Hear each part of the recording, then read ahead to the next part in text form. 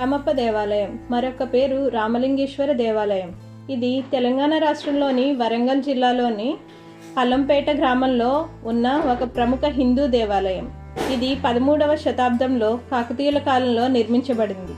ఈ దేవాలయాన్ని కాకతీయుల సారథి అయిన రేచర్ల రుద్ర నిర్మించారు.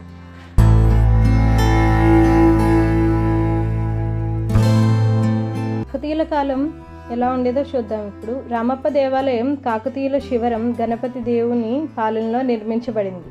ఈ కాలంలో కాకతీయుల రాజులు కళలు, శిల్పకళలు మరియు ఇంజనీరింగ్ నైపుణ్యాల పరిరక్షణకు పెద్దపీట వేశారు.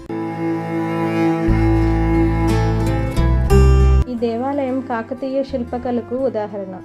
దేవాలయంలో అమర్చిన శిల్పాలు, స్తంభాలు, గోడ పనులు అన్నీ చాలా వివరమైన మరియు అందమైనవి. తేలే బండలు ఏమున్నాయంటే, ఈ దేవాలయానికి ప్రత్యేకత అయిన విశేషం నీటిలో తేలే బండలు.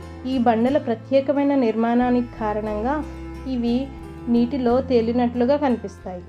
యునెస్కో ప్రపంచ వారసత్వ స్థలం. 2019లో రామప్ప దేవాలయం యునెస్కో ప్రపంచ వారసత్వ స్థలంగా గుర్తింపబడింది. ఇది కాకతీయుల శిల్పకళ మరియు వారసత్వ విలువను ప్రపంచానికి తెలియజేస్తుంది. రామప్ప దేవాలయం తెలుగు సంస్కృతి మరియు కాకతీయుల శిల్పకళ యొక్క ప్రతీక. ఈ దేవాలయాన్ని సందర్శించడం ద్వారా ఆ కాలపు కళా నైపుణ్యాలను అర్థం చేసుకోవచ్చు.